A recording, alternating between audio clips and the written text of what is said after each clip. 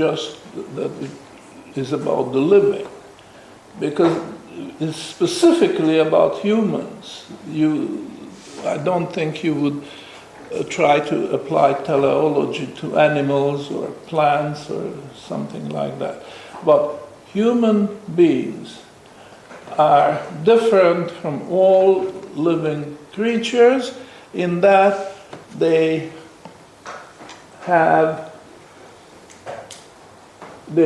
choose ends and choose means to achieve the ends. Now, I am not going to answer the question, could monkeys be studied on the basis of the principle of teleology? Because some simple things they can do. For instance, if the banana is too high and you put a rod there, then sooner or later the monkey will come to the idea of reaching and suppose the monkey cannot climb up, then he'll get the banana anyhow. And I don't have any interest in pursuing this, you see, because some animal scientists make a big thing and they try to prove that they can even be taught to talk and develop a vocabulary and so on. So we are really much closer relatives of the monkeys and apes especially than originally thought. I have no interest in pursuing this. But studying human action, and that's the famous title, the title of the famous book of Ludwig von Mises, describes it all. Human action is different from animal action or any other action you can have in our world, because it's subject to the principle of teleology. So, going back to Aristotle, we can say that Aristotle picked the wrong principle. He thought that he can explain the phenomenon of interest on the basis of causality. Because most things which were of interest to Aristotle and his contemporaries had to do and could be solved with the principle of causality. So it was simple for him to assume that, okay, studying interest, we can use the principle of causality. So then he said, well, sheep can breed sheep. Cattle can breed cattle. But gold cannot breed gold. And because of that, interest has no place in the under natural law. That's what he said. And that's where he went astray, because it doesn't follow. He just picked the wrong tools to try to explain the phenomenon of interest. But if he approached the problem of interest through teleology, which I think didn't exist at that time, but with his genius he could have introduced it, then the question is quite different. Does interest serve a purpose? Could it be that some people have certain ends, and the way to achieve this end is to pick the tool which involves exchange of wealth and income? He didn't ask this question. But had he asked this question, I think he would have saved thousands of years of trouble Because, I mean, the world followed Aristotle so slavishly, it wouldn't occur to anybody to question Aristotle in saying that on the basis of causality,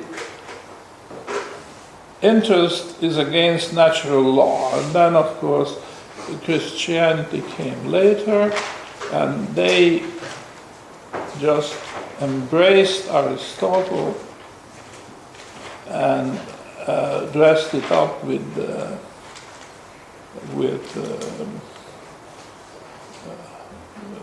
religious embellishment, and what preserved it. And then it took all this time to get rid of it. And I should just mention in a few words the role of Protestantism, which, although it started from a disagreement on religious principles, but very soon Protestantism extended its interest by loosening up all the prescriptions which, after Aristotle, through St. Thomas of Aquinas, they imposed on society, and that was very beneficial for society. In fact, it started commerce, it made opened up various ways of commerce that made it possible to have this exchange of income and wealth and a lot of other things. So it was of great benefit to society.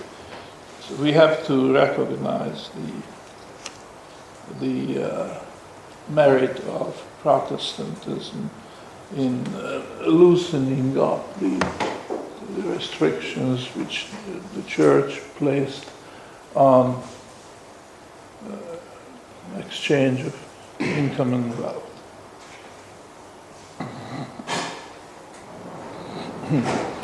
Now, we already mentioned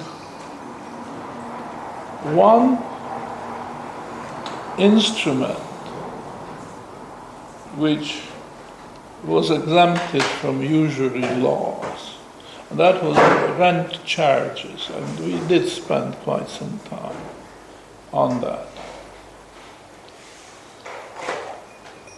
And it's very interesting to analyze. And it's also very interesting that most textbooks on economics just don't mention that interesting instrument.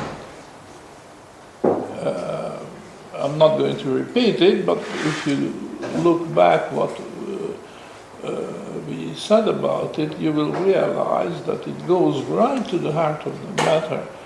It points out or points to the productivity of capital on the one hand and the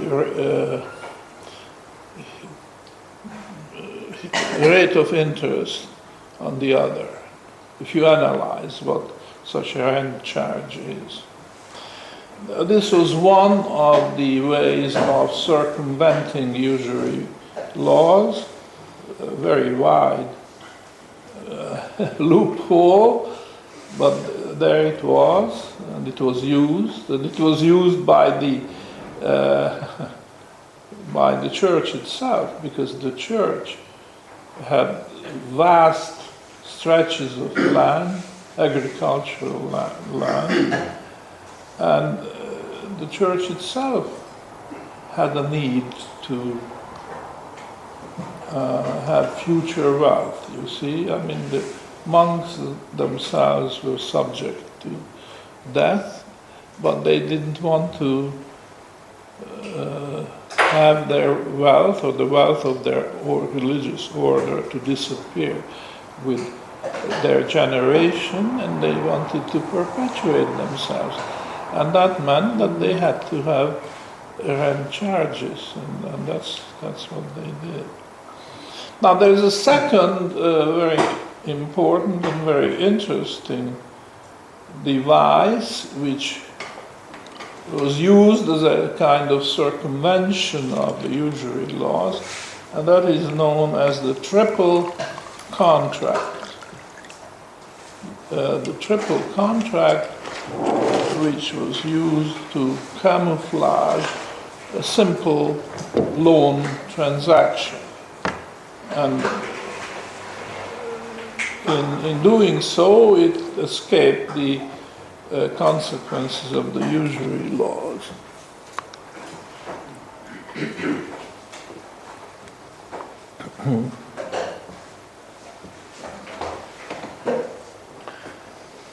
So that was during the Middle Ages and the Renaissance, especially the early Renaissance. And as the name suggests, triple contract. The three contracts are telescoped or combined into one. So let's look at it. The three contracts were as follows. Well, here there are two protagonists, two players of the drama. You don't have to get up a lot. The lender and the borrower. And it's basically the same kind of transaction, lending $1,000 for a stream of interest payments at the rate of $50 per annum. And we know this is the same as 5% interest. But you shouldn't say interest, because that's against the usual. So we have these two same protagonists, and the first contract is partnership contract between the lender and borrower, sharing the profit or loss in the borrower's business. So the borrower is the entrepreneur.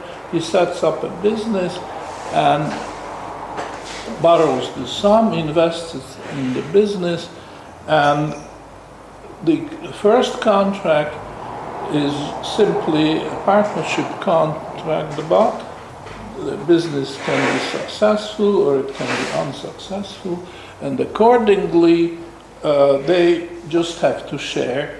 If it's a profit, share the profit. If it's a loss, then they just have to share the loss. And that's perfectly acceptable to canonical and secular authorities. Now, the second contract is an insurance contract through which the borrower, the entrepreneur, guarantees the restitution of capital, the entire sum of, in this case, $1,000, put up by the lender against losses. So at the end, every contract is for a limited period of time. So the second contract says that at the end of the contract, the entire amount which the lender put at the disposal of the borrower will be paid back. Okay. That's an insurance contract. Now, the third contract is an annuity contract through which the borrower is guaranteed a fixed income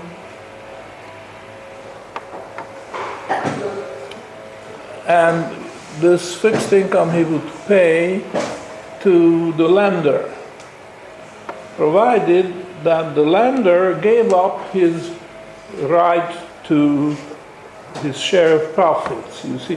So according to the first contract, the lender would share his profits. These are the pure entrepreneurial profits, which after having paid all business expenses remains. That's the pure entrepreneur profits. But against this annuity contract, the lender gives up his rights to the profits for the benefit of the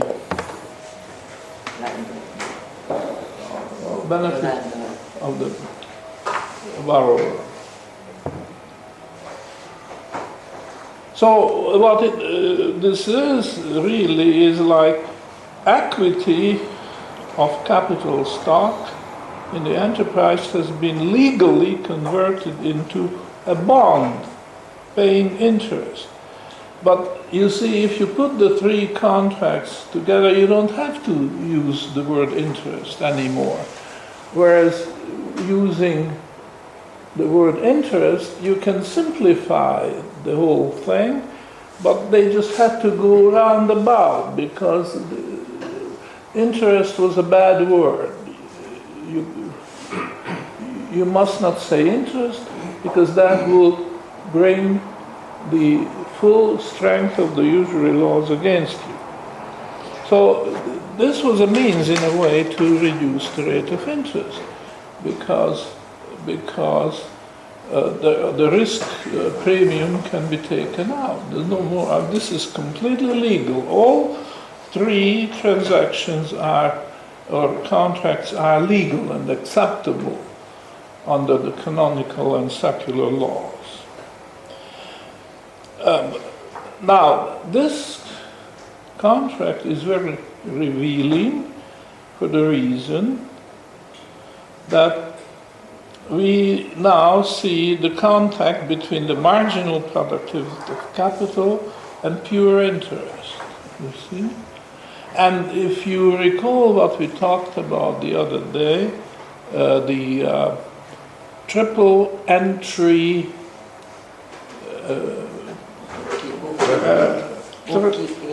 bookkeeping, not bookkeeping, triple revenue accounting, and of revenues, the principle of triple entry. Remember, there were three players: the capitalist, the entrepreneur, and the manager. You see, and the problem was how to subdivide the revenue of the business in the most equitable way between these three. And also establish a seniority between the three accounts which had to be set up according to this principle of triple revenue accounting.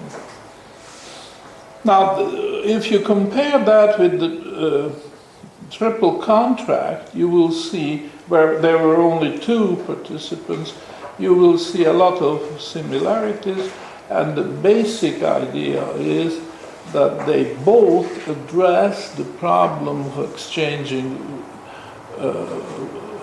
wealth and income.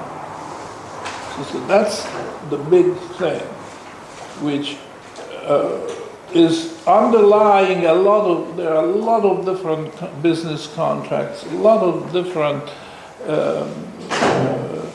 pension agreements, annuity agreements, mortgages, name it. And in none of these cases is it obvious that there is an exchange at the very bottom of it, maybe buried under several layers of legal and economic conditions.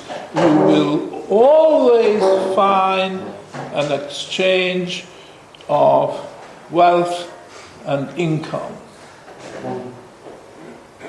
So you see, I am just trying to point out that this was missing in all the studies of interest.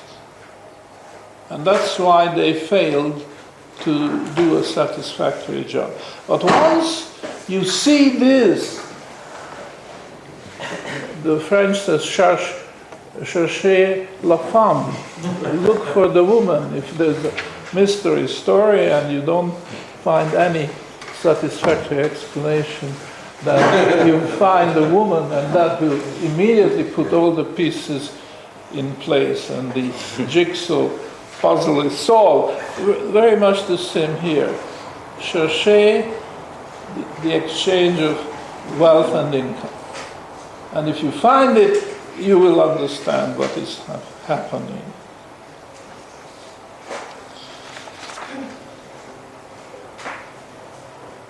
Now, I suppose we are all familiar with the double entry bookkeeping. This is a very great principle, goes by, already mentioned it, goes back to Luca Pacioli, a mathematician in Italy in the 13th century.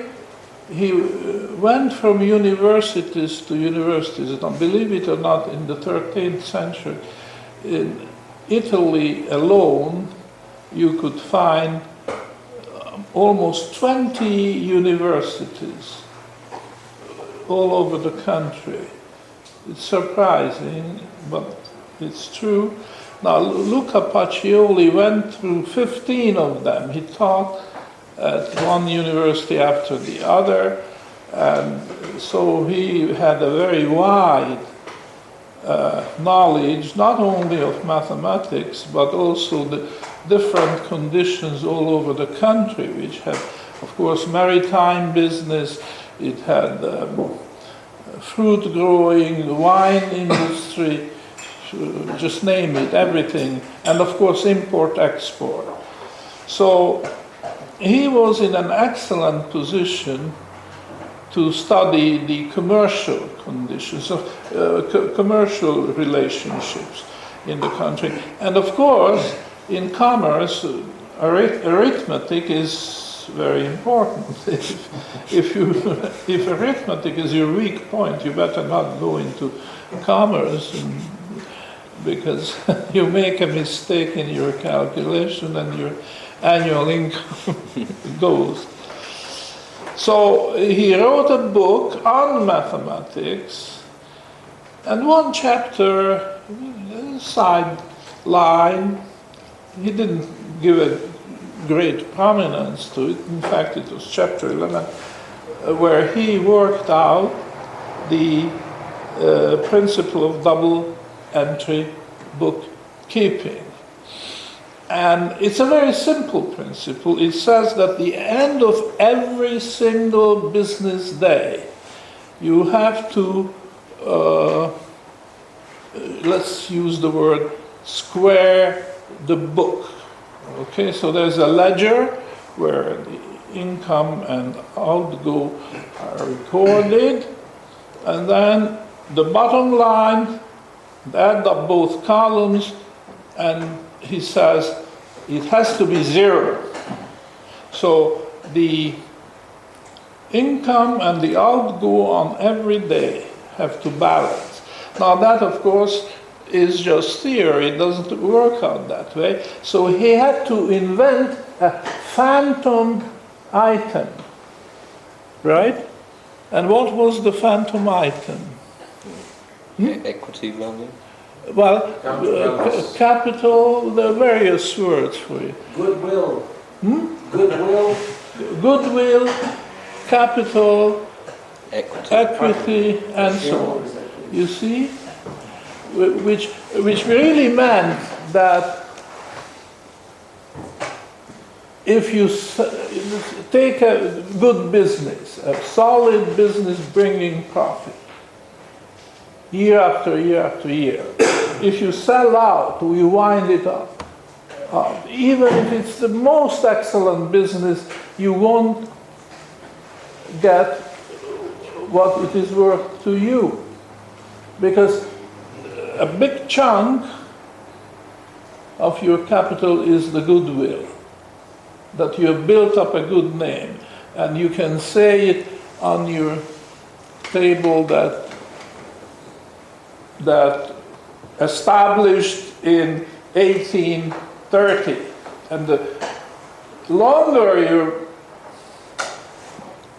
business has been around, presumably the higher your